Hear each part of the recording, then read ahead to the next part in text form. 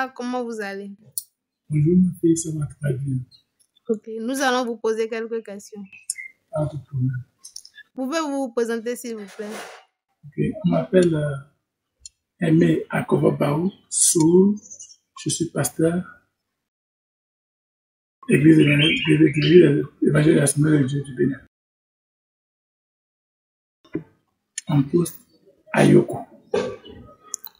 Une seule femme, comme l'a demandé la Bible. Et j'ai une fille pour le moment. Alors, dites-nous un peu comment vous avez rencontré Christ et vos expériences avec lui. Ok, merci. Et je peux dire, c'était les années 99. Même avant ça, j'avais, dans les années 97-98, j'étais sur les ponts. Il y avait une sœur nommée Blandine qui venait prêcher l'évangile. Mais moi, quand elle prêche, je me moque d'elle. Tout mon souci, c'est de la cotiser. C'était mon souci. Je sache que finalement, elle ne voulait pas céder et moi non plus, je ne voulais pas la laisser, mais je me moquais tellement d'elle. Et il fut un temps, le groupe Gédéon est venu partager les Nouveaux Testaments chez Gédéon dans notre établissement, ce G1 Cobert, sur le terrain de sport. J'en ai pris 4 parce que je me disais c'était pour se moquer des chrétiens. J'ai été d'abord catholique, j'ai quitté le catholicisme pour le céleste et tout ça. J'ai fait des expériences là, ça m'amène maintenant à me moquer des chrétiens. Mais en même temps, j'ai compris que le Seigneur avait un autre plan. Et quand j'ai fini cela, la sœur, on n'a pas étudié la Bible là, ensemble, je suis rentré dans le groupe Jebeb. Et dans le groupe Jebeb, il y avait un monsieur qui venait et ses ongles étaient tellement propres et bien longues. Et ça m'a plu. C'est ça d'abord qui a commencé par toucher mon cœur, un peu. Et sa façon, sa manière d'agir, de parler, et cela me touchait. Après cela, il y avait les gens qui venaient prêcher l'évangile, des amis qui venaient. Il y a le frère Atinéou Landry, le frère Atinéou Fabrice, et ceux-là qui venaient chez moi, en plus de la sœur Blandine, pour me prêcher l'évangile. Je les insultais. Je me moquais tellement d'eux. Il y avait le pasteur Anatole Didier que j'ai voulu étrangler, même avant ma conversion. Parce que on était ensemble, on jouait ensemble dans le monde, on faisait tout. Et cette personne-là veut maintenant me dire qu'ils sont chrétiens. Je voulais l'étrangler. Mine de rien, parce qu'il m'a appelé revenant. Parce que moi-même, j'aime tellement les gougous. J'aime tellement cela. Et après cela, un jour, j'étais sur le terrain en train de jouer, alors que la veille, c'était un samedi, le dimanche, je devais porter les habits des gougous pour aller en spectacle à Itaï-Koubé, dans la commune de Koubé. Ce samedi-là, j'étais en train de jouer quand la voix me dit « Tu ne peux pas le faire. Suis-moi, Lignette. » J'ai boycotté cela. Le dimanche matin, j'étais sur le terrain, en train de jouer parce que je sais que le soir, je vais porter mon truc là des gougous et on va me voir encore tout neuf. Alors que c'était des choses minées, parce qu'on discutait ça entre nous. J'ai miné ça, je me suis préparé en conséquence. Mais, à ma grande surprise, la voix me dit, sors du terrain. Est-ce que tu aimes ta vie? Dis-moi, tu veux ta vie ou tu veux vivre ou tu veux perdre ta vie? Là, ça a été sérieux. J'étais le ballon sur moi. J'étais en face à face avec le gardien de but. J'ai donné le ballon à une personne. J'ai quitté le terrain. J'avais quelqu'un, un ami, j'ai dit, mon frère, suis-moi, parce que le Seigneur nous veut. Mais il n'a pas écouté, père à son âme, il ne vit plus. C'est comme ça, moi, j'ai quitté le terrain, je suis arrivé à la maison. Alors qu'auparavant, il y a le frère Atineo que son grand frère a envoyé chez moi parce que je suis ami à son grand frère. Il a fait toute la journée du dimanche chez moi, je dirais. Parce que je l'ai laissé là, je suis allé jouer. Il était là, je suis revenu encore, je me suis douché, je suis sorti par la fenêtre pour partir. Et je ne voulais pas entendre. Il y avait aussi le pasteur Monvou Simon qui venait prêcher. Un jour, je lui ai dit, si vous n'avez rien à foutre, venez vous donner du terrain, vous allez cultiver. Sans s'en rendre compte qu'un jour, je serai de la partie aussi. Je suis venu à l'église le jour là. Dimanche, je suis venu à l'église.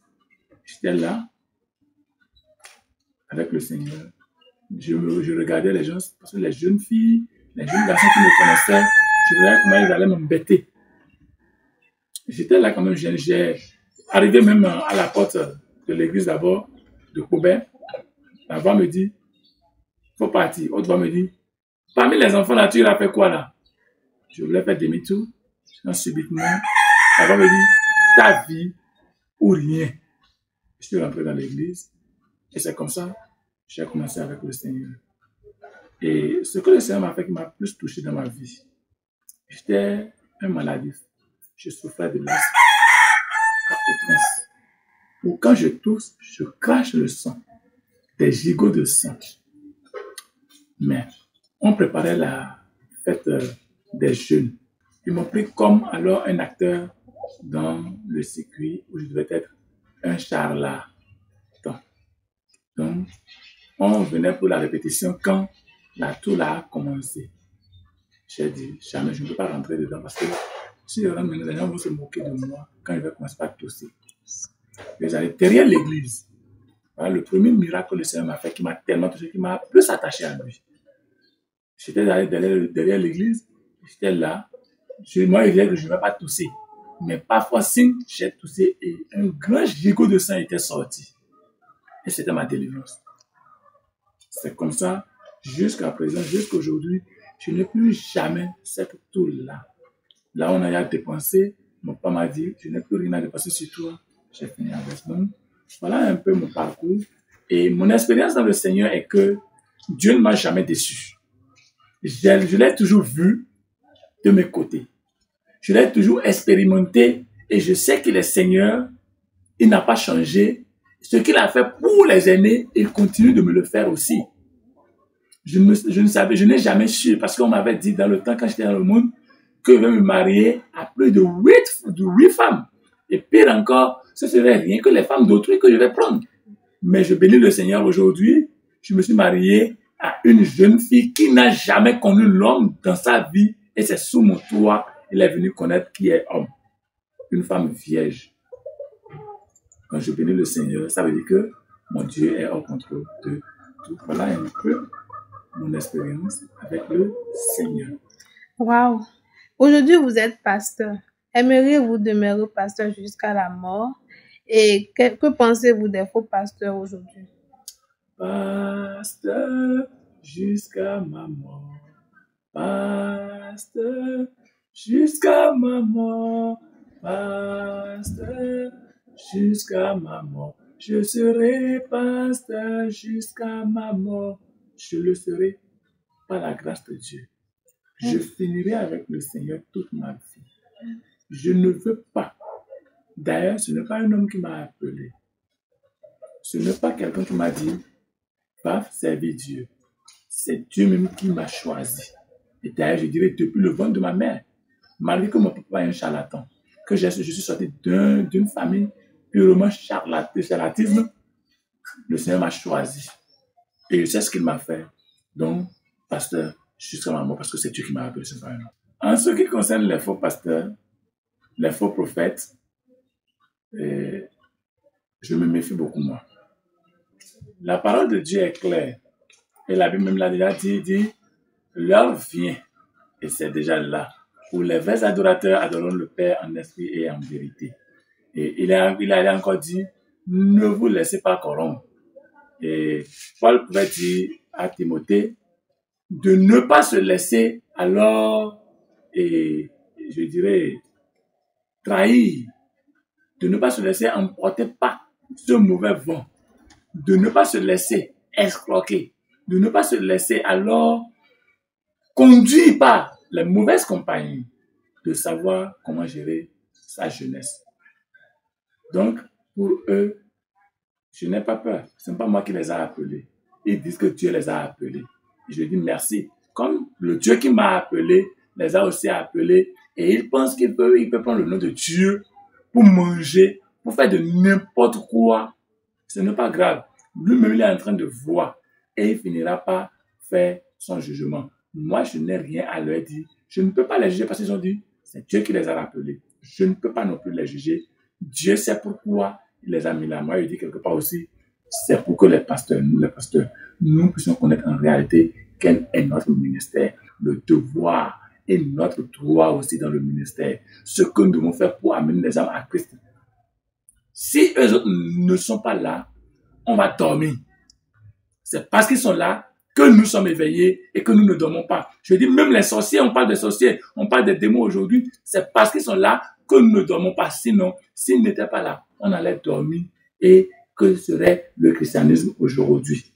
Donc, quelque part, Dieu les a appelés aussi pour nous redresser, ceux qui veulent l'adorer en esprit et en vérité. Voilà un peu ce que je peux dire. Merci beaucoup d'avoir Merci de répondu vous à nos abonner, différentes d'activer la questions. cloche de Et que le Seigneur notification vous et de bénisse. partager. Voici notre partenaire se trouvant au Cameroun, Brave Heart Organisation.